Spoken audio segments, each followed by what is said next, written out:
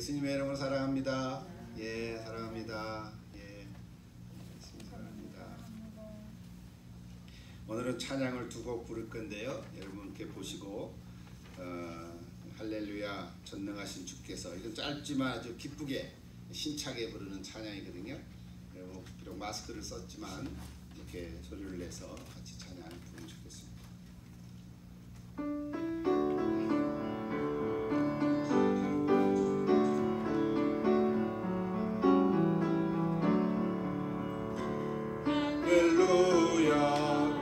전능하신 주께서 다스리네. 할렐루야. 전능하신 주께서 다스리네. 모두 함께 기뻐해. 주님께 모든 영광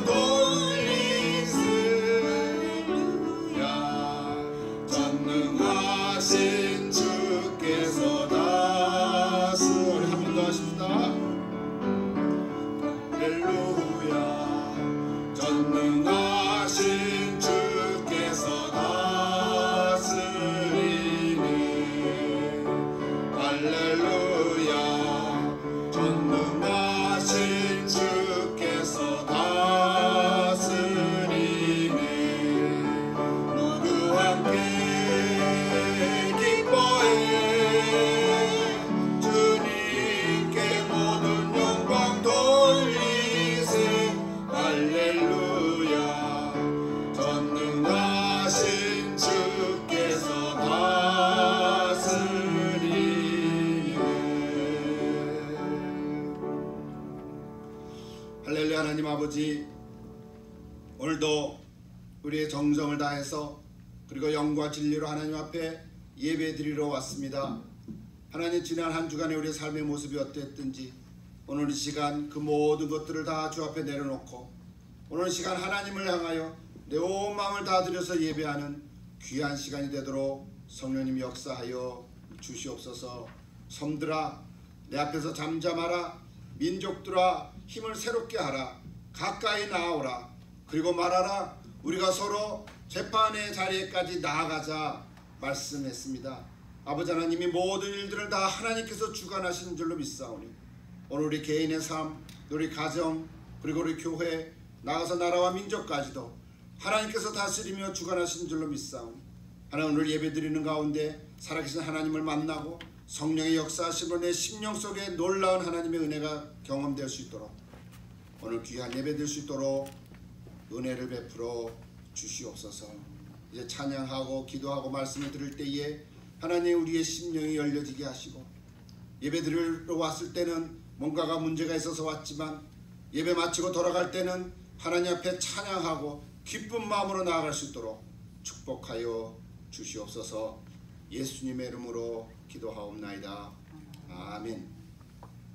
전능하사 천지를 만드신 하나님 아버지를 내가 믿사오며 그 외아들 우리 주 예수 그리스도를 믿사오니 이는 성령을 잉태하사 동정녀 마리아에게 나시고 본디오 빌라도에게 고난을 받으사 십자가에 못 박혀 죽으시고 장사한 지 사흘 만에 죽은 자 가운데서 다시 살아나시며 하늘에 오르사 전능하신 하나님 우편에 앉아 계시다가 저희로서 산 자와 죽은 자를 심판하러 오시리라.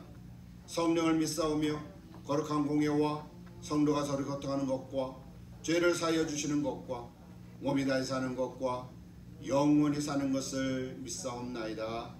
아멘. 찬송가 104장 우리 강림절 첫째 줄인데요. 그러면서 주님 오심을 기도하는 마음으로 함께 부르겠습니다.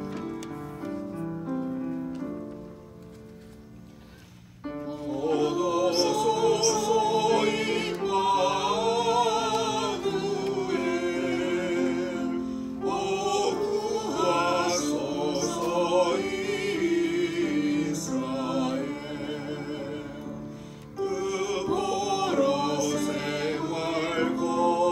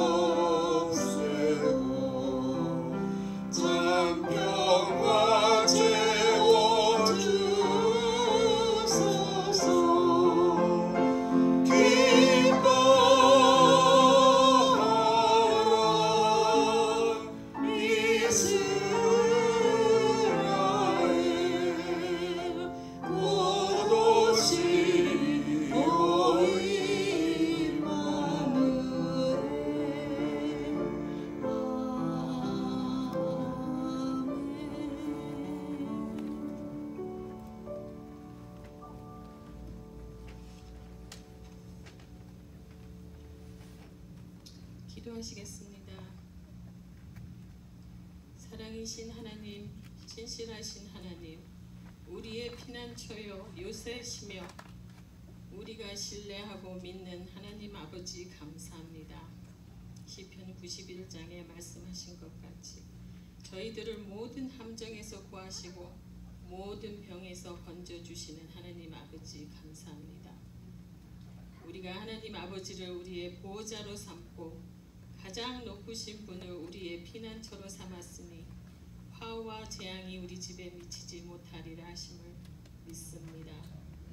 하나님께서 천사들에게 명령하여 우리가 어디에 있든지 어디에 가든지 우리를 지키게 하시고 우리가 모든 악한 것들을 짓밟아 누르시게 하고 우리 발로 차 버리게 하심을 감사합니다. 하나님을 우리가 사랑합니다. 우리를 먼저 사랑해 주셔서 감사합니다.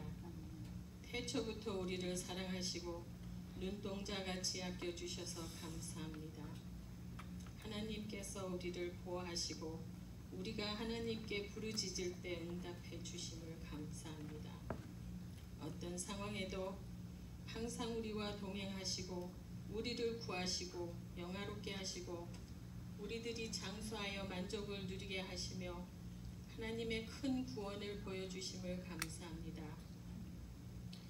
온 세상이 큰 어려움을 겪는 올해의 대강절을 기념하며 우리를 구원하시려 2000년 전의 아리로 이 세상에 큰 빛으로 오신 예수님 감사합니다. 임마누엘 하나님, 우리와 함께 하시는 하나님 감사합니다.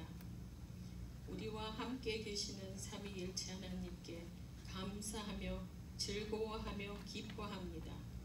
이 세상의 그 어느 것과도 비교할 수 없는 하나님 아버지, 하나님 예수님, 하나님 성령님 감사합니다.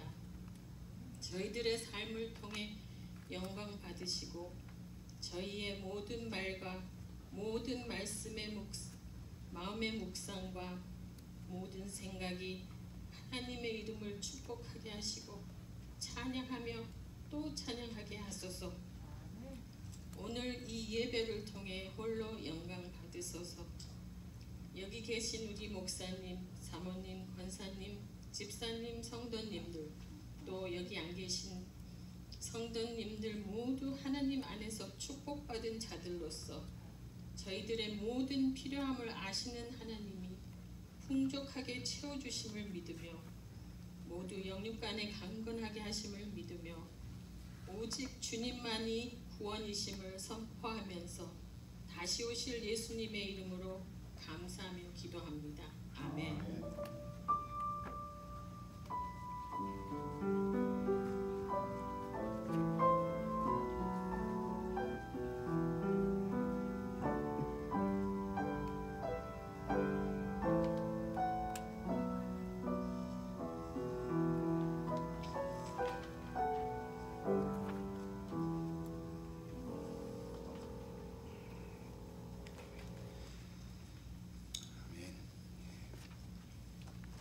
오늘 같이 나눌 말씀은 우리 구약성경 역대하 23장 1절부터 21절까지 읽겠습니다.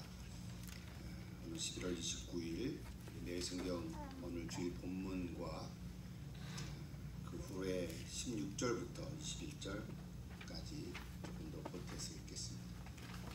역대하 23장 성경 펴셔도 좋고요. 매일 성경 펴셔도 좋습니다.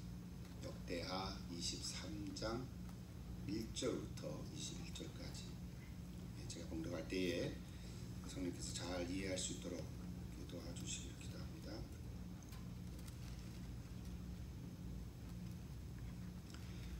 제7년에 여호야다가 용기를 내어, 여러분 이거 역대하를 계속 읽어오신 분들은 다 이게 여호야다가 누군지 다 아는데 갑자기 처음 읽으면 뭐지? 이런 생각이 들 수도 있어요. 여러분 이해하시면서 같이 읽으면 좋겠습니다. 이따 설교 시간에 좀 설명을 드리겠습니다만 이따 성경 봉독이니까 그대로 읽겠습니다.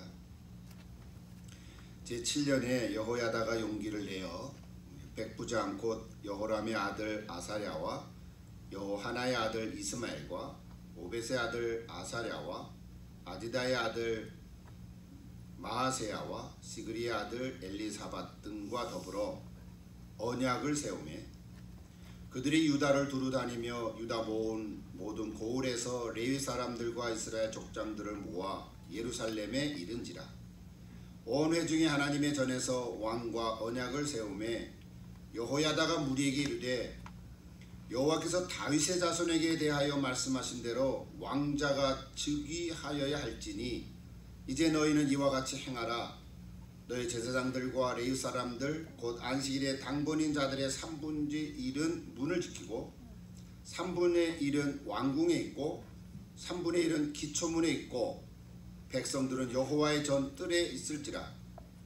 제사장들과 수종들은 레위 사람들은 거룩한즉 여호와의 전에 들어오려니와 그 외에 다른 사람은 들어오지 못할 것이니 모든 백성은 여호와께 지켜야 할 바를 지킬지며 레위 사람들은 각각 손에 무기를 잡고 왕을 호위하며 다른 사람이 성전에 들어오거든 죽이고 왕이 출입할 때에 경호할지니라 하니 레위 사람들과 모든 유다 사람들이 제사장 여호야다가 명령한 모든 것을 준행하여 각기 수하의 안식일의 당번인 자와 안식일의 비번인 자들을 거느리고 있었으니 이는 제사장 여호야다가 비번인 자들을 보내지 아니함이더라. 제사장 여호야다가 하나님의 전안에 있는 다윗 왕의 창과 큰 방패와 작은 방패를 백부장들에게 주고 또 백성들에게 각각 손에 무기를 잡고 왕을 호위하되 성전 오른쪽에서부터 성전 왼쪽까지 제단과 성전 곁에 서위하고 무리가 왕자를 인도해내어 면류관을 씌우며 율법책을 주고 세워 왕으로 삼을세. 여호야다와 그의 아들들이 그에게 기름을 붓고 이르기를 왕이여 만세수를 누리소서 하니라. 아달랴가 백성들이 뛰며 왕을 찬송하는 소리를 듣고 여호와의 전에 들어가서 백성에게 이르러 봄에 왕이 성전 문 기둥 곁에 섰고 지휘관들과 나팔수들이 왕의 곁에 모셔서 있으며 그 땅의 모든 백성들이 즐거워하여 나팔을 불며 노래하는 자들은 주악하며 찬송을 인도하는지라. 이 아달랴가 그의 옷을 찢으며 외치되 반역이로다 반역이로다 하며 제사장 여호야다가 군대를 거느린 백부장들을 불러내어 이르되 반을 밖으로 몰아내라. 그를 따르는 자는 칼로 죽이라 하니 제사장의 이 말은 여호와의 전에서는 그를 죽이지 말라 함이라. 이에 무리가 그에게 길을 열어주고 그가 왕궁문 말문 어귀에 이를 때에 거기서 죽었더라. 16절부터 21절까지 계속 있습니다. 여호야다가 자기와 모든 백성과 왕 사이에 언약을 세워 여호와의 백성이 되리라 한지라. 온 국민이 바알의 신당으로 가서 그 신당을 부수고 그의 제단들과 형상들을 깨뜨리고 그 제단 앞에서 바알의 제사장 맏단을 죽이니라. 여호야다가 여호와의 전에 직원들을 세워 레위 제사장의 수하에 맡기니 이들은 다윗이 전에 그들의 반열을 나누어서 여호와의 전에서 모세 율법에 기록한 대로 여호와께 번제를 드리며 다윗이 정한 규례대로 즐거이 부르고 노래하게 하던 자들이더라. 또 문지기를 여호와의 전 여러 문에 두어 무슨 일에든지 부정한 모든 자는 들어오지 못하게 하고 백부장들과 존귀한 자들과 백성의 방백들과 그 땅의 모든 백성을 거느리고 왕을 인도하여 여호와의 전에서 내려와 윗문으로부터 왕궁에 이르러 왕을 나라 보좌에 앉히매 그 땅의 모든 백성이 즐거워하고 성중이 평온하더라. 아달랴를 무리가 칼로 죽였었더라. 아멘. 찬송가 322장 부르면서 우리 준비한 헌금을 주님께 드리고 마지막 저희 일어날 때 봉헌하도록 하겠습니다.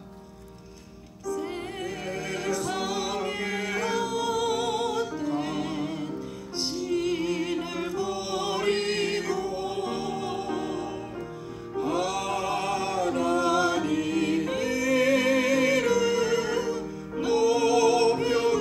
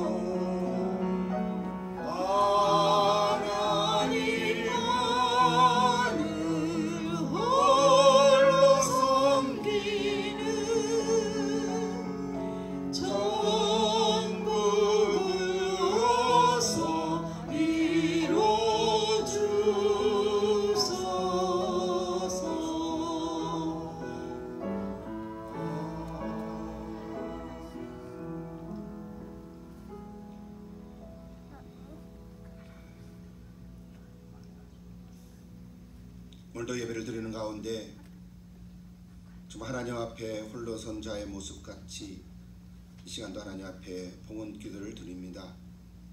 참 두렵고 떨리는 마음이 있습니다. 아버지 하나님, 저희들이 하나님을 믿는 자로서 살아오고 있는데 어떨 때는 하나님 인식이 부족해서 하나님 없는 자처럼 살아갈 때도 있었음을 고백합니다. 그런데 아버지 하나님, 이렇게 저희들이 일주일에 한 번씩 적어도 예배 드리는 가운데 하나님 살아계시구나, 하나님 나와 함께 하시는구나, 예수님이 나를 위해서 십자가에서 피 흘려 돌아가신 나의 구세주와 주님이시구나, 이제는 성령님께서 나와 함께 하시는구나, 이렇게 삼일체를 고백하면서 예배드리고 기도할 수 있는 이런 귀한 기회를 주시는 것을 다시 감사를 드립니다. 아버지 하나님, 그래서 하나님 예배를 드리며 특별히 우리 봉헌의 시간에 내 자신을 하나님 앞에 드리고 고요한 가운데 하나님 앞에 머리 숙여 기도하는 한 분 한 분의 그 마음을 주님께서 살펴주셔서 다시 한번 우리를 회복시켜 주시는 귀한 시간 될 수 있기를 간절히 기도드립니다. 우리가 살아계신 하나님을 저희들이 섬기고, 하나님, 우리가 이제는 무슨 돌부처 같은 우상을 섬기지는 않지만 현대판 우상들을 혹시 나도 모르는 사이에 나도 섬기고 있는지 아버지 하나님 살펴주시고, 또 거짓과 미움의 마음이 있는지 아버지 하나님 나를 살펴주셔서 거짓된 마음들을 다 주님 앞에 내려놓고 진실된 마음을 다시 회복하는 저희들 될 수 있도록 축복하여 주시옵소서. 이 봉헌의 시간에 내 자신을 점검하고 하나님 앞에 드립니다.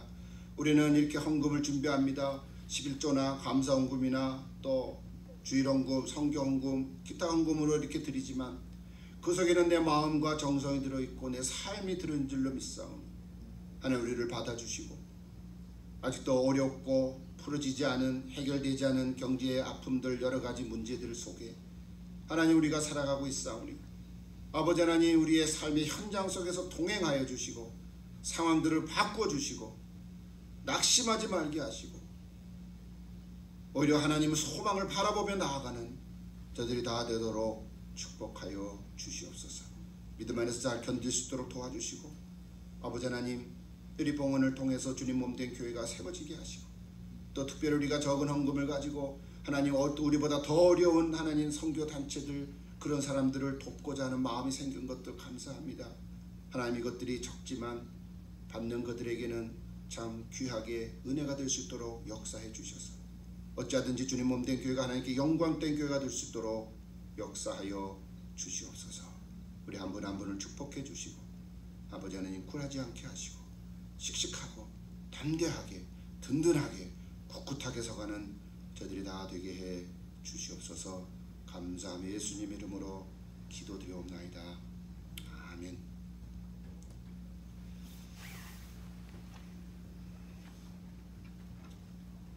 할렐루야. 우리가 믿는 하나님 정말 놀라우신 분이십니다. 우리가 김근진 권사님 기도하셨지만 정말 조목조목 기도할 때마다 아멘 이렇게 동의했습니다. 무엇보다 우리는 삼일째 하나님을 믿습니다. 여러분도 아멘 하시죠? 우리가 머리로는 잘 이해하지 못하는 분일지도 몰라도 성경 전체를 보면 창세기부터 계시록까지 성부 하나님, 성자 하나님, 성령 하나님, 그리고는 날마다 고백하는, 매주마다 고백하는 사도신경 속에서도 성부 하나님을 믿고 성자 하나님을 믿고 성령을 믿는 저와 여러분 한 분 한 분이 되는 줄로 믿습니다. 여러분, 그 하나님은 그냥 하나님이 아닙니다. 그냥 아무 신이나 되는, 아무나 믿는 그런 그냥 조물주 무슨 신이 아닙니다. 우상도 아닙니다. 우리가 믿는 하나님은 살아계시고 오늘도 역사하신 줄로 믿습니다. 우리 개인의 삶도 주관하시지만 그건 개인적인 신앙의 고백이죠. 간증이고 체험이죠. 오늘 우리 가정 속에서도 우리 자녀들에게 이 믿음을 유산으로 물려줘야 되고요. 또 교회 안에서도 뭐 규모가 크든 작든 교파가 서로 다양하더라도 이상한 이단만 아니면 모든 교회들은 다 주님을 찬양하고 그 가운데 함께 하시는 줄로 믿습니다. 더 나아가서는 하나님을 믿는 나라들, 모든 백성이 다 하나님을 믿지는 않겠지만 이스라엘 백성들도 그러지는 않았지만 그래도 하나님을 기준으로, 하나님 말씀을 기준으로 세워진 국가와 나라들은 지금도 여전히 하나님께서 주관하고 계시는 줄로 믿습니다. 그래서 오늘도 계속해서 이 말씀을 연이어서 우리 역대하 말씀을 제가 읽어가면서 지난주에서 오늘도 같이 말씀을 나눕니다. 역사서니까 앞뒤 얘기도 하려면 시간이 부족할 수밖에 없습니다. 그래서 여러분께서 날마다 조금씩 더 읽어가시면 좋겠어요. 오늘의 주제는 통치. 여러분, 통치란 주로 한 나라의 지도자가 그 나라의 국민과 국토를 맡아서 다스린다고 할 때 쓰는 단어입니다. 근데 이 통치라는 용어는 하나님의 나라를 다스릴 때도 그대로 사용합니다. 그래서 하나님의 통치 이렇게도 말합니다. 하나님께서 통치하시는 나라는 하나님의 나라입니다. 너무 당연한 거지요.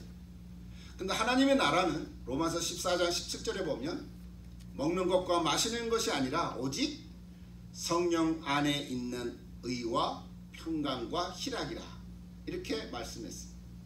자, 하나님의 나라는 성령 안에서 공이죠. 의와 평안과 희락, 기쁨이라 이렇게 했습니다.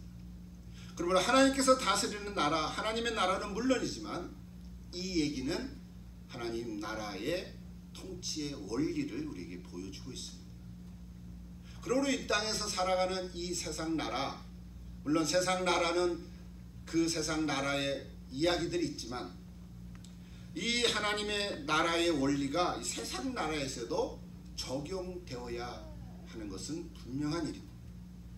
중요한 것은 그 나라의 지도자가 이 하나님 나라의 원리에 따라서 통치를 하고 있는가 그렇지 하고 않는가에 따라서 선한 지도자인가 악한 지도자인가를 판가름 되어진다는 사실. 오늘 우리가 읽은 역대하에서도 다 왕이지요. 남유다의 왕, 북이스라엘의 왕, 이 다 왕들의 이야기, 왕들의 통치 사역들을 우리에게 전해주는 역사 이야기인데요. 비록 왕이지만, 권력이 있는 자이지만, 지도자이지만 성경은 선한 왕이요 어떤 왕은 악한 왕이라고 오늘 우리에게 전해주고 있습니다. 자, 오늘 우리가 읽은 역대하 23장의 말씀은 아달랴라고 하는 이 여왕인데요. 아달랴의 이 사악한 통치와 요아스, 나이 어린 7살 된 요아스를 왕위에 오르게 한 이 제사장 여호야다는 왕이 아니죠. 이 여호야다의 개혁을 오늘 우리에게 보여주고 있습니다. 이게 전체 주제입니다. 좀 배경을 얘기를 한다면 우리 22장의 얘기예요. 이미 읽으신 분들은 다 이해가 되겠지만 잠깐 소개만 간략하게 하면 이 아달랴라는 여왕은 6년간 남유다에서 통치를 했는데 원래 남유다 왕이 될 수가 없는 사람이에요. 이 사람은 누구냐면 북이스라엘 왕 아합이 악한 왕이었잖아요. 아합 왕의 딸이었어요. 즉 이세벨의 딸이죠. 근데 남유다의 여호람 왕과 결혼을 했어요. 정략 결혼이죠. 북이스라엘 왕의 딸 공주가 남유다 여호람 왕과 결혼을 했어요.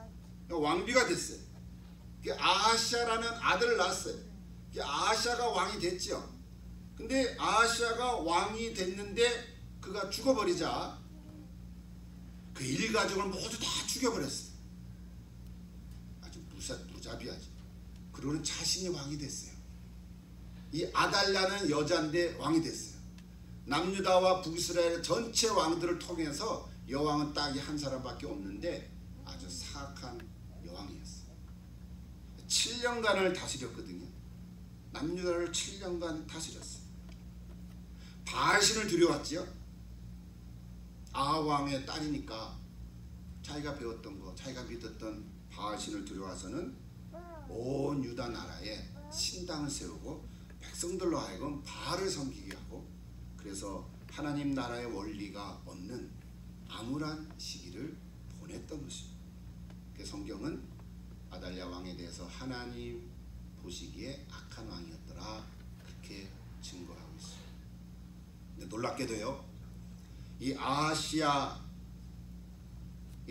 누이인 여호사부앗, 열왕기에서는 여호세바라고 나오는데요, 이 여호사부앗이 이 아하시아의 자녀들을 다 죽일 때 갓난아기 막내 아들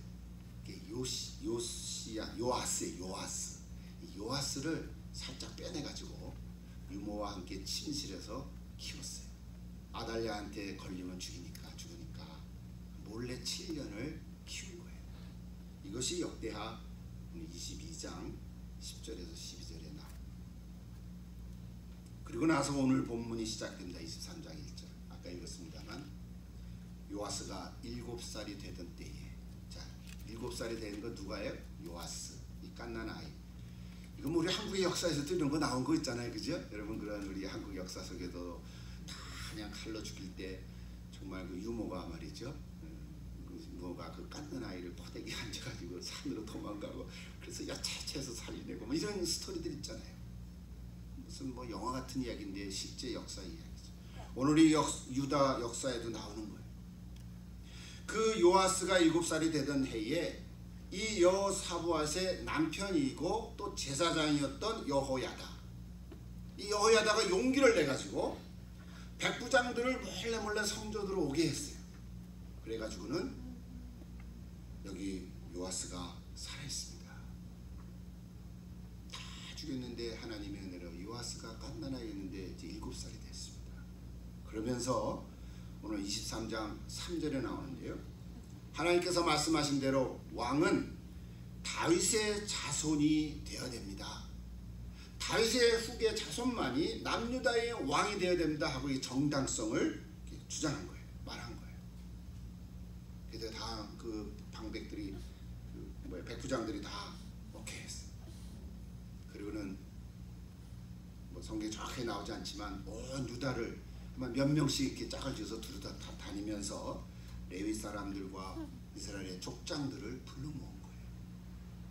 불러 모아서는 이제 어느 날 정해가지고 왕자 요아스를 기름을 붓고 왕으로 세운 거예요. 이때 당시 아달랴 여왕이 왕이었잖아요. 그러니까 여왕 입장에서 보면 이게 반역한 거죠. 그러나 지금 여호야다 입장에서 보면 요아스가 왕이 된 것이 이게 하나님의 뜻이다. 백성들이 찬송을 부르며 기뻐했어요. 그 찬송 소리를 들은 이 아달랴가 와보니까 이게 뭐 이상하거든요. 성경에 보면 뭐라 그랬어요? 옷을 찢으면서 반역이로다 그랬어요. 트리즌이라고 했어요. 이때 여호야다가 미리 다 계획을 하고 다 준비를 한 대로 군대를 거느린 백부장들을 불러내서 그 아달랴를 쫓아가는 모든 사람들, 반역 세력들을 몰아내고, 또 왕궁 안에서 성전에서 죽이지 말고 이 말문이라, 말이 통하는 물, 이 말문이죠. 말이 왔다 갔다 하는 그 왕궁의 문 어귀에서 이 세력들을 다 죽였습니다. 반란 일으킨 거죠.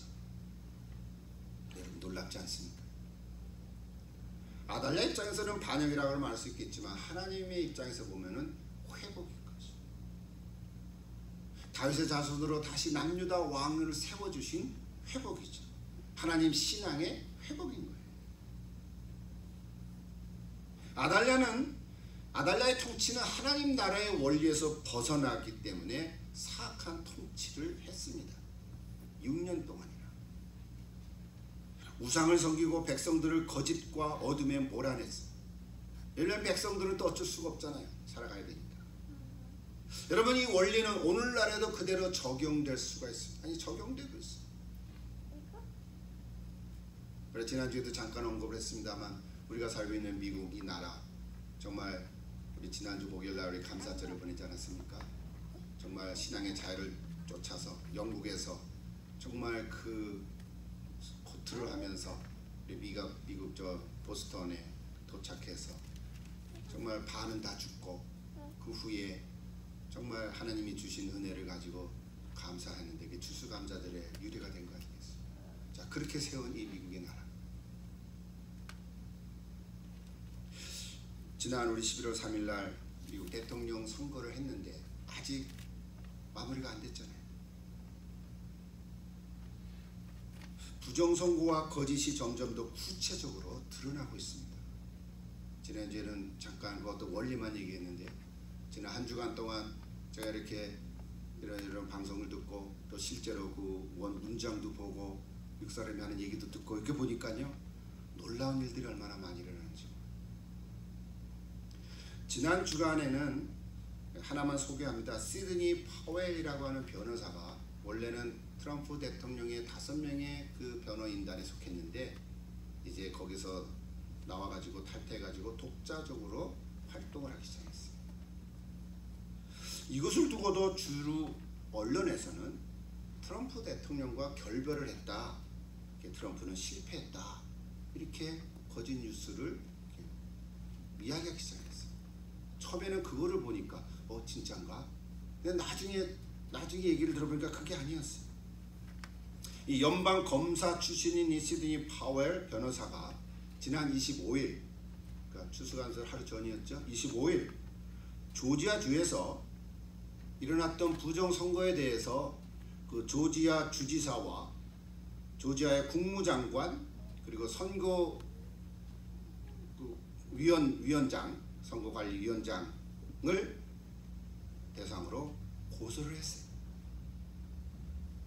이번엔 단순히 민사소송이 아니고 형사소송으로 6명의 공화당 의원들과 함께 고발했어요. 소장만 75페이지나 된다 그래요. 제가 소장을 읽어보지는 않았지만 그 뉴스를 전해 들었어요. 근데 주로 언론에서 이런 얘기들이 안 나오더라고요. 무엇보다도 더 놀라운 것이 하나 있었어요. 오늘은 그 얘기만 소개를 할게요. 펜실바니아 주에서는 이 부정선거에 일어났던 일들에 대해서 청문회를 열었어요. 그것이 25일 게티즈버그라고 하는 곳에서 청문회를 열었는데 3시간 30분 동안 열렸어요.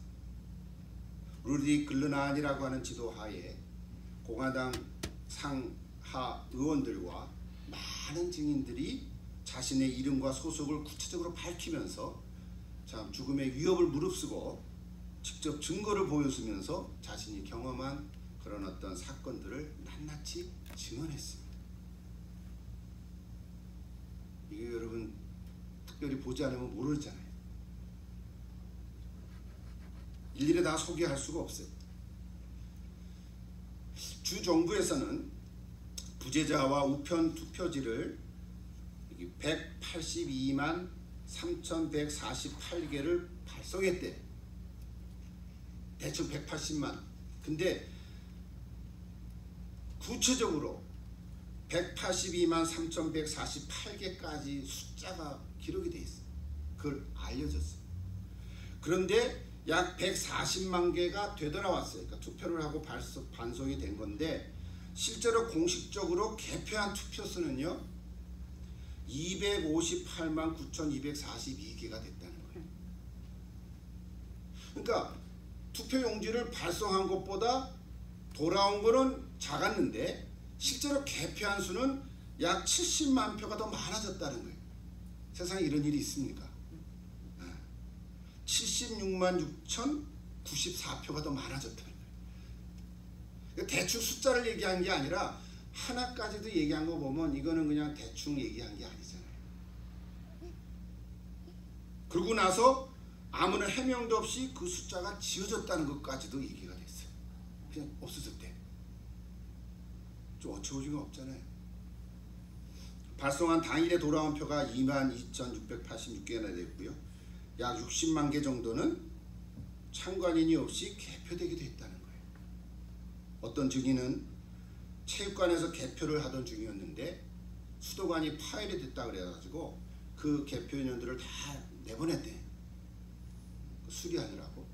그런데 새벽녘에 누군가가 와서 개표를 했다는 거예요.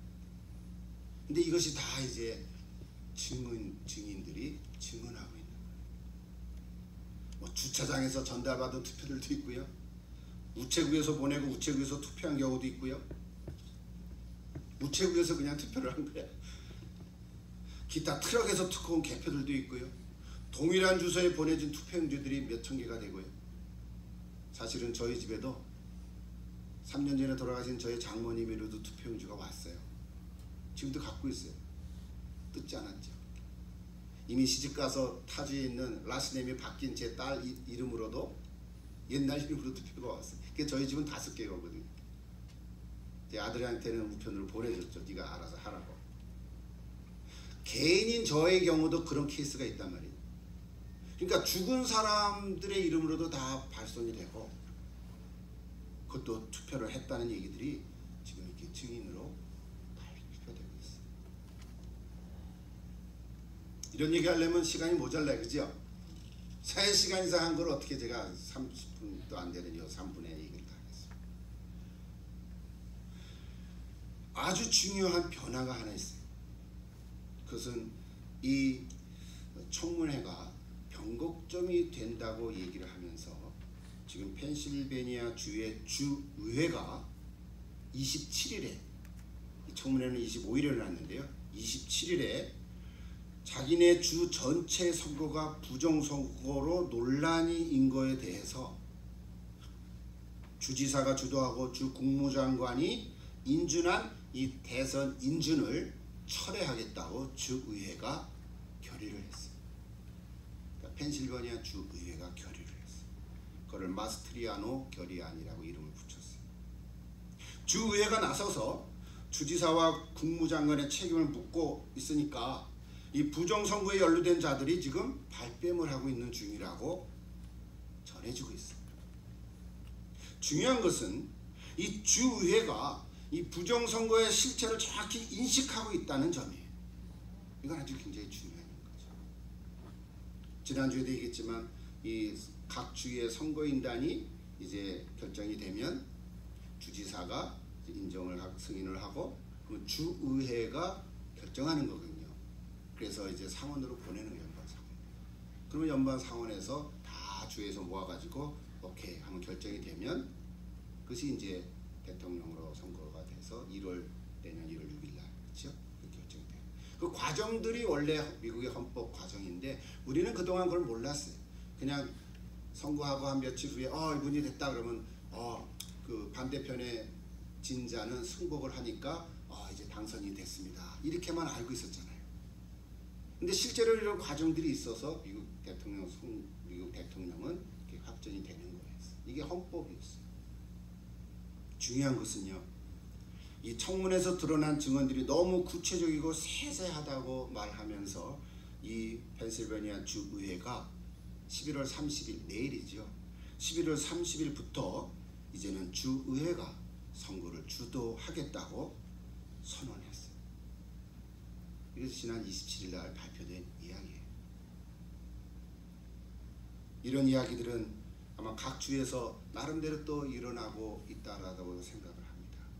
아마도 앞으로 부정선거가 낱낱이 밝혀지면 형사적 처벌을 받을 사람들도 많을 것이다. 전 현직 어떤 지도자들도 포함될 수도 있다. 이런 얘기를 하고 있습니다. 그만큼 얘기를 하고 제가 이렇게 소개를 하는 거는 이 일은 단순히 미국 대통령에 관한 부정선거에 머무는 것이 아니라 미국이라고 한 국가의 존폐에 달린 일이라고 하는데 이 무게가 실리기 때문에 그렇습니다. 미국 내의 선거가 외국에 연결되어 있다, 이런 얘기까지도 있습니다. 도메니아라는 개표 시스템 기계를 구입하는 과정, 거기에 딸린 기술자들, 엔지니어들, 그리고 뇌물을 받고 연결된 사람들의 행위는 범죄에 해당되는 사건이라고 하는 것입니다. 저는 모르죠. 제가 직접 조사한 거 아니고 제가 담당자가 아니니까. 그런데 일반 주류 언론에서 듣지 못한 이야기들이 지금 점점 많이 미국 국민들에게도 알려지고 있습니다. 이런 이야기를 소개하면서 오늘 역대하를 말씀 같이 연결해서 오늘 우리가 할 수 있는 일은 하나님께 기도하는 일. 이게 그냥 얘기가 아니고요, 그죠? 하나님께서 미국을 붙들어 주시고 이 자유민주주의 국가로서의 회복을 위해서 선한 역사가 일어날 수 있기를 우리가 간절히 기도해야 할 줄 믿습니다.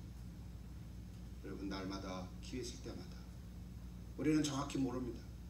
어떤 한 사람을 지지하고 어떤 사람을 좋아하고 안 좋아하고 호불호의 문제가 아니라 하나님께서 정말로 신앙으로 세워진 이 나라가 그동안 범죄도 많이 일어났고 가치관이 혼란된 것도 있었지만 다시 한번 회복되는 그런 계기가 될 수 있기를 기도해야 할 줄로 믿습니다.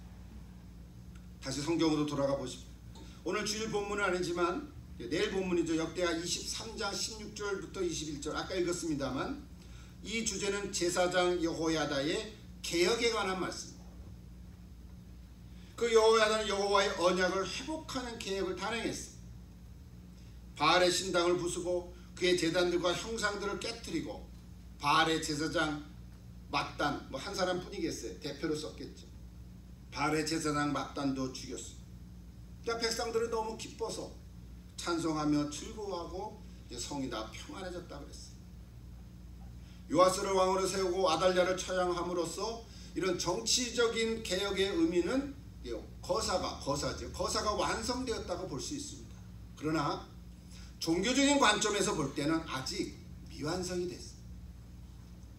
신앙적인 개혁이 필요함을 느끼고 착수하기 시작했습니다.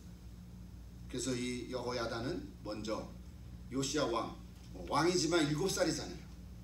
조카잖아요. 이 요아스 왕과 이스라엘 백성 사이에 언약을 세우게 했어요. 왕은 왕으로서 백성은 백성으로서 언약을 세우게 했어요. 그 언약의 내용이 뭐냐면 우리가 늘 알았던 얘기, 여호와 하나님은 이스라엘 하나님이 되시고 우리의 하나님이시고 이스라엘 백성들은 그의 백성이시다. 이거 너무 우리가 얼마나 많이 얘기했던 거예요. 근데 이스라엘 백성들이 다시 회복하는 거예요. 언약을 회복하는 거예요. 여호와 하나님은 우리의 하나님이시고 우리는 그분의 백성이다.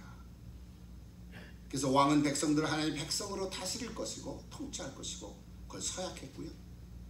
백성들은 또 하나님을 두려워하고 하나님을 위한 여호와의 백성으로서 왕에게 복종할 것을 또 서약했어요. 원래 이렇게 가야 되는 거죠. 그리고 또 여호와다는 이 아달랴가 뿌려놓은 우상 숭배의 누룩들을 제거하게 했어요. 전 나라에 흩어져 있던 이 산당들 6년 동안 그 이전부터도 세워졌던 이 산당들을 다 회파했어요. 바알 신상을 무너뜨리고 또 바알의 제사장들을 이렇게 살해했어요. 하나님과의 언약 관계를 회복하는 데는 필수적이죠. 이거는 실제로 이스라엘 역사에서 일어난 일이지만 개인적인 신앙도 마찬가지. 개인적인 신앙, 하나님과 나 사이의 관계가 회복이 되려면 내가 하나님과에서 뭔가 막혀졌던 죄악이든지 또는 내가 응어리진 부분이라든지 이런 것들이 다 풀어줘야 될 줄 알고 있습니다. 그리고 전에 다윗 왕이 여호와의 전을 위해서 세워졌던 제사장과 레위 사람들을 다시 다 불러 모아가지고 이 성전에서 그들의 직무를 다시 맡겨졌습니다. 재개하도록 했어요. 이와 같은 신앙적인 개혁의 중심에는 하나님께 초점이 맞춰져 있다고 하는 사실.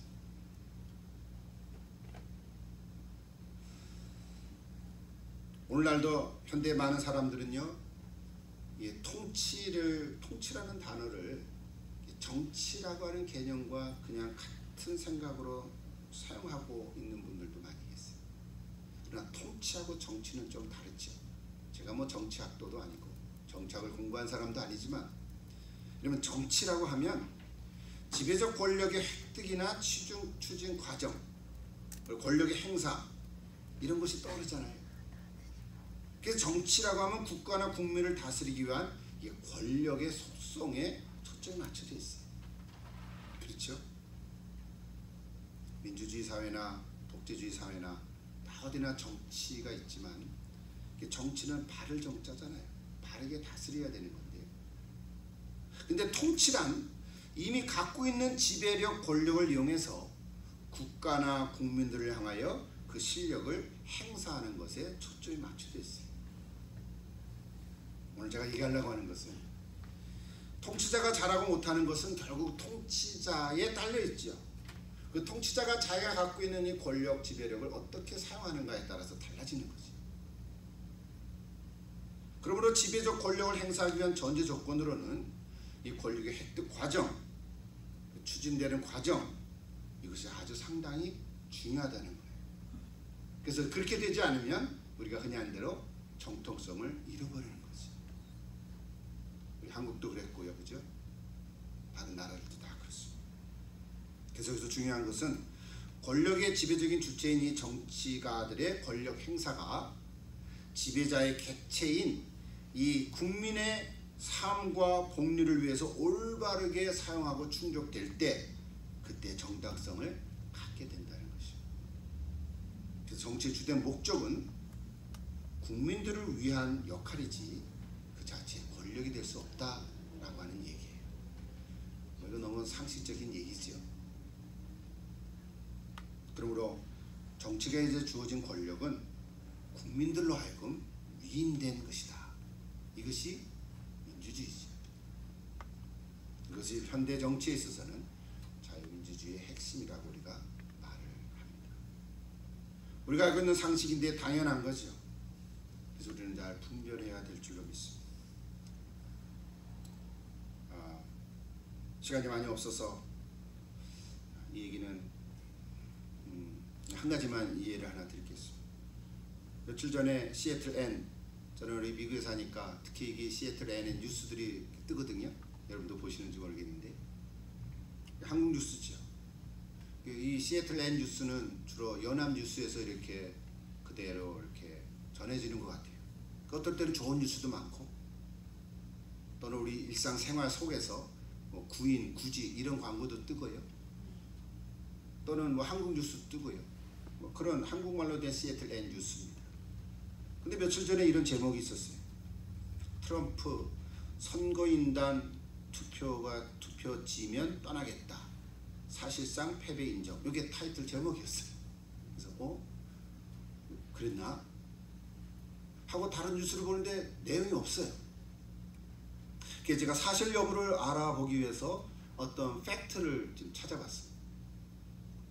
실제로 트럼프가 한 전체 문장이 있는데 그 트럼프가 언제 이 얘기를 했냐면 추수감사절 전날 기자들을 모아놓고 말을 한 거예요. 이런저런 얘기를 하는데 거기에 참여했던 기자들이 집요하게 질문을 했어요. 다른 기자들이 3번이나 질문을 했어요. 질문 내용은 이거였어요. 만약에 바이든이 선거인단에서 승리하면 어떻게 하겠습니까? 이 질문이었어요. 근데 처음에는 그 트럼프 대통령이 답을 안 하더라고요. 딴 얘기 계속 하는 거예요.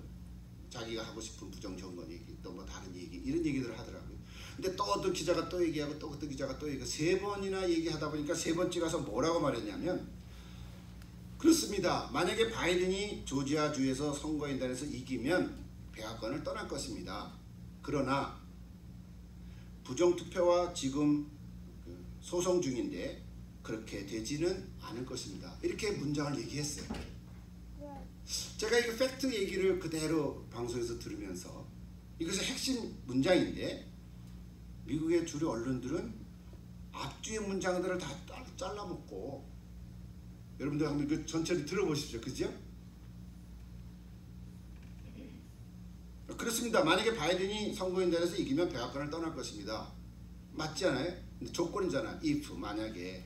그러나 그렇게 되지는 않을 것입니다. 이렇게 얘기한 건데 앞뒤를 다 잘라먹고 몇 단어만 가지고 트럼프 대통령이 떠나기로 했다. 이렇게만 제목을 쓰니까 저도 이게 속게 되잖아요.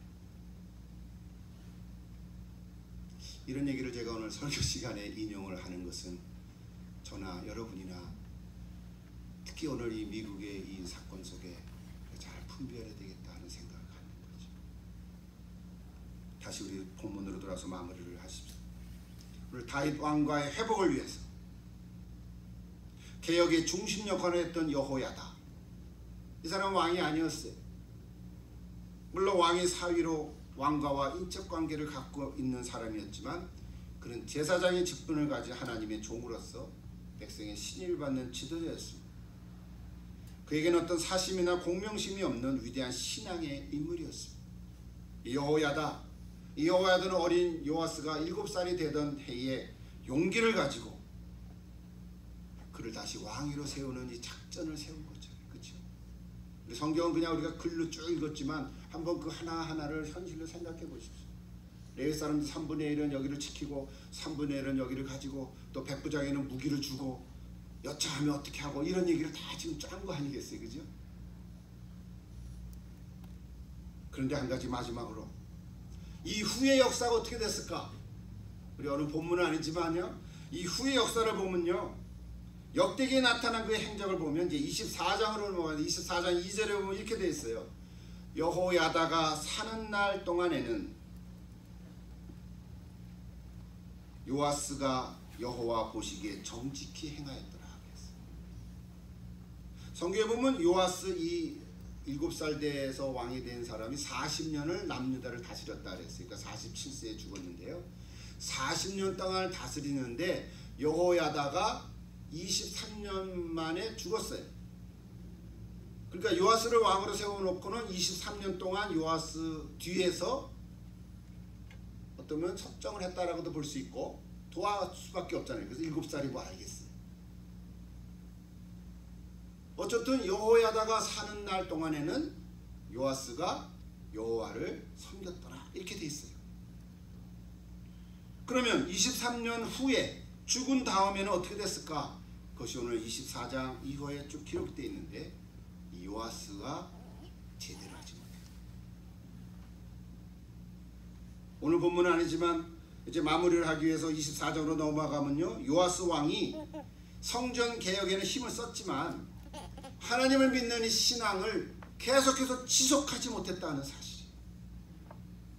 비록 7살의 왕이 돼서 여호야다의 도움으로 하나님을 위해서 신앙을 가지고 백성들과 언약을 개혁하고 회복하고 또 나이가 들어서 성전들을 다 개혁을 했지만 본인 자신은 하나님을 믿음에 굳게 서지 못했다는 거예요.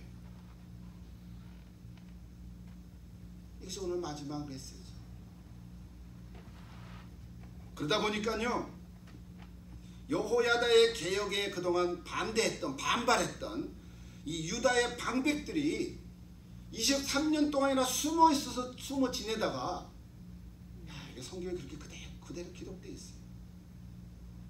여호야다가 개혁을 하니까 이 아달랴를 따르고 유다 사람들이, 유다 방백들인데, 유다의 지도자들인데 숨어 있었던 거예요. 이제 싹 이렇게 몸을 사린 거죠. 23년이나. 그러다가 여호야다가 죽으니까 요시야 왕이 30세가 됐겠죠. 23년이 지났으니까. 그때 숨어 지내다가 다 드러나서 어떻게 했냐면요, 요아스 왕을 방문한 거예요. 왕에 와서 왕이여 하면서 왕을 부추기고 그러다가 자신들의 말을 듣게 만들었어요. 요아스가 넘어간 거예요. 그것이 역대하 24장 17절에 나옵니다. 여러분 이제 내일 모레 이제 쭉 읽어보십시오. 30세가 된 요아스가 그들의 말을 듣게 됐고요, 자연스럽게 이전의 왕들처럼 여호와를 섬기는 신앙을 외면하고 다시 아세라 목상과 바알 신앙들을 섬기게 됐다는 거예요. 여호야다가 뒤에 버티고 있었을 때는 그나마 잘했는데 그게 내 거가 안 됐다는 거 아니에요. 왕이었는데. 물론 이때도 선자가 있었어요. 여호야다의 아들 스가랴라는 이름의 선자가 있었어요. 근데 스가랴 선지자가 이 요아스 왕에게 왕이 이렇게 하면 안 됩니다 하고 얘기를 하는데 무시했어요. 무시를 하고 회개하지 않고 오히려 그 스가랴 선지자를 성전에서 죽여버리고 말았어요. 그것이 24장 22절에 나옵니다. 여호야다에 대해서는 배은망덕한 행동이고 하나님을 향해서는 폐역을 범하게 된 거죠. 설교를 준비하다가 예수님께서 이런 말씀한 게 생각이 났어요. 마태복음 23장 35절에 보면 의인의 죽음에 대해서 의인 아벨의 피에서 스가랴의 피까지 이런 단어가 나와요. 의인의 죽음에 대해서 예수님께서 말씀하셨어요. 물론 이제 학자들은 그 스가랴가 바가랴의 아들 스가랴라고 나오기 때문에 이제 논쟁이 생겼어요. 여호야다의 아들 스가랴가 아니라 바가랴의 아들 스가랴다. 뭐 그래서 이게 막 논쟁이 있어요. 그 얘기를 할 필요는 없지만 결국은 아마 세례 요한의 아버지 이름도 스가랴거든요. 구약에 스가랴 선지자가 있고 여호야다의 아들 스가랴 선지자가 있고, 그러니까 스가랴 선지자를 쓴 선지자가 있고요, 여호와의 아들 스가랴가 있고 신약 성경에 세례 요한의 아버지도 스가랴 제사장. 이 성경에 스가랴의 이름이 3명이 나오는데 이 누구를 얘기하냐? 아마도 예수님이 아벨의 피가 어디예요? 가인과 아벨이잖아요. 창세기 처음에 의인의 피. 그리고 세례 요한의 아버지 스가랴. 그 세례 요한이 죽었잖아요. 그죠? 정의를 부르짖다가. 그러니까 그 아버지 스가랴의 피까지 예수님이 지금 창세기부터 예수님 오시기 바로 직전까지의 모든 의인들의 피를 언급을 한 것이 아니겠는가라고 얘기를 해요. 그러니까 여기 지금 마태복음 13장 35절에 나오는 여호와의 아들 스가랴가 아닐 가능성도 있어요. 이렇든 저렇든 어쨌든 오늘 그 말씀을 인용하면서 오늘 신약시대의 언어로 얘기하면 제가 오늘 설교 시리즈를 계속 예수 없는 이런 단어를 쓰고 있는데 오늘 예수 없는 통치. 여러분 예수 없다고 하는 그 통치는 물론 통치자가 예수를 믿고 안 믿고를 떠나서 하나님 나라의 원리로 다스리지 않으면 그런 의미라고 제가 얘기를 합니다. 예수 없는 통치는 아무리 인기가 있고 막강한 권력이 있다 하더라도 하나님 나라를 이룰 수가 없다. 이건 악할 수밖에 없다는 거예요. 꼭 예수를 믿지 않는 왕이라 하더라도 예수 믿지 않는 대통령이라 하더라도 속으로는 믿을 수 있지만 겉으로는 또 종교를 표현할 수 없을 수도 있겠죠. 오늘 이 시대에서는. 그러나 의와 평강과 실하게 하나님 나라의 원리를 쫓아가지 아니하면 아무리 강한 대통령 권력을 가진 사람이라 할지라도 예수 없는 통치가 되고 만다는 사실. 역사가 증거하고 있죠. 반면에 예수 있는 통치는 아무리 방해 세력이 많고 아무리 숫자적으로는 몰리고 또는 힘들다 하더라도 죽을 만한 그런 어려운 상황이 있다 하더라도 예수 있는 통치, 하나님 나라를 위해서 사용하고 하나님 나라의 의를 위해서 통치하는 자가 있다면 하나님께서는 그 자를 반드시 세워서 사용하실 거라고 하는 사실. 결국에는 승리할 줄로 믿습니다. 어느 시대에나 수구 세력이라는 것이 있어요. 개혁이 강하게 진행될 때는 또 아주 물밑으로 싹게 숨어요. 몸을 사리죠. 그러나 개혁이 퇴절될 때는 또 수면으로 부상해서 그 아름답게 이뤘던 개혁을 또 수포로 만들어갑니다.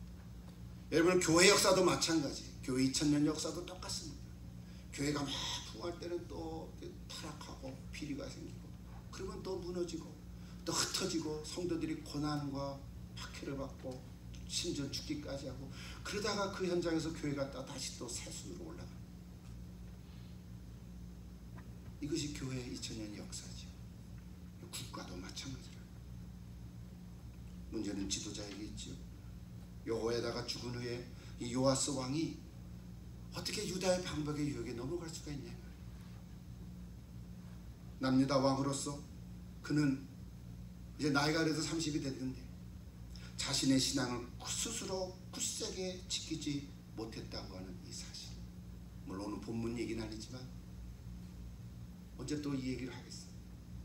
여기까지 같이 얘기를 해서 오늘 저에게 드릴 하나님의 메시지는 오늘 우리가 다 하나님을 믿고 살아가고 있어요. 개인적인 신앙들이 있죠. 내가 왕년에 어렸을 때 몇십 년 전에 내가 하나님을 믿고 헌신하고 열심히 주님을 섬겼다 하더라도 내가 지금 그렇지 못한다 한다. 내 자신을 돌이켜봐야 할 거라는 사실. 내가 하나님을 배반하지는 않을지 모르지만 내 신앙에 변질이 생기지 않도록 오늘 저 여러분도 개인적으로는 내 자신을 점검해야 될 줄로 믿습니다. 우리 교회도 그렇고 우리 가정도 그렇고 우리 자녀들 신앙도 여러분 점검해 보십시오. 부모님이 신앙이 좋다 해서 자녀들이 그대로 다 신앙이 좋을 수 없을 수도 있어요. 내 신앙이 유산으로 물려주지 않으면 그 아이들 하나하나가 개개인이 스스로 하나님을 믿는 믿음으로 바로 세지 않으면 부모님이 돌아가시고 나면 아마 예배도 안 드릴지도 몰라요. 또 결혼하고 나면 이래저래 바쁘다고 피곤하다는 핑계로 예배도 안 드리고 교회도 다 빼먹고 그렇게 몇 년 또 지나가다 보면 하나님 안 믿게 되는 사람과 똑같아집니다. 그런 경우 얼마나 많이 봤습니까? 우리 가정에도 그렇고요. 우리 자녀도 그렇고 우리 교회도 그럴 수 있고 나라도 그럴 수 있다. 오늘 말씀을 마치면서 특별히 우리 미국에서 일어난 이 사건들 앞으로 몇 주 동안 이 부정선거에 대한 것이 낱낱이 다 밝혀지리라고 지금 경합주에 있는 6개 주가 어떻게 될는지 몰라요. 저는 뭐 모르죠. 당사자도 아니지만. 그러나 이 정확한 팩트러스의 뉴스를 들을 귀는 필요하고요. 분별할 필요는 있습니다. 오늘 말씀을 마치면서 하나님께서 이 나라를 지켜주시고 또 진실을 우리가 다 알 수는 없지만 그래도 다행스러운 거로 위험을 무릅쓰고 정말 미국이라는 나라를 다시 하나님께서 주신 말씀의 원리로 바르게 세워보겠다고 하는 이런 사람들이 있다고 하는 사실, 시민들이 있다고 하는 사실. 정말 그들은 자기 이름과 소속과 내가 어떤 일을 했고 현재 어떤 일을 하고 있다는 것을 얘기하면서 얘기하는 겁니다. 오늘 본문을 통해서 하나님께서 이 역사를 주관하시는 줄로 믿습니다. 큰 역사죠. 오늘 아달랴의 폭정은 유다의 백성들을 암울한 상태로 만들었지만 하나님께서는 여호야다를 사람을 통해서 개혁을 주도하게 했습니다. 오늘날도 하나님께서는 이 원리를 따르는 지도자들을 세워서 하나님 나라를 회복시킬 줄로 믿습니다. 지금도 살아서 역사를 주관하시기 때문에 그렇습니다. 우리 개인적으로 저와 여러분은 이 믿음을 가지고 흔들리지 마시길 바랍니다. 또 한 주간 살아가실 때 힘들고 어려움이 있더라도 담대하게 믿음을 가지고 승리하게 나아갈 수 있기를 간절히 기도합니다. 기도하겠습니다. 하나님 아버지, 조금 오늘 어려운 주제로 말씀을 나눴는데 우리 성도들이 다 이해할 수 있도록 도와주시고, 이거 성경 역대하에 그대로 나오는 옛날 역사 이야기인데 오늘 우리가 살고 있는 이 시대 2020년에도 구체적인 얘기는 다르지만 원리는 비슷한 얘기들이 나오고 있습니다. 아버지 하나님, 우리가 기도합니다. 예수는 하나님의 공의요 하나님의 사랑인 줄로 믿습니다. 예수 없는 통치는 하나님의 의를 이룰 수가 없는 줄로 믿습니다. 결국에는 망하게 될 수밖에 없습니다. 예수가 하나님의 공의요 하나님의 나라가 임하시고 하나님의 나라를 이루실 줄로 믿사옵니다. 오늘 우리가 이 믿음을 가지고 주님의 권세와 주님의 주권과 통치와 나라와 이 모든 것들이 영원할 것을 믿고 믿음 가운데 굳게 서서 끝까지 믿음을 잃지 않는 요시야처럼 중간에 변질되지 않도록 도와주시고 역사하여 주시옵소서. 예수님의 이름으로 기도하옵나이다.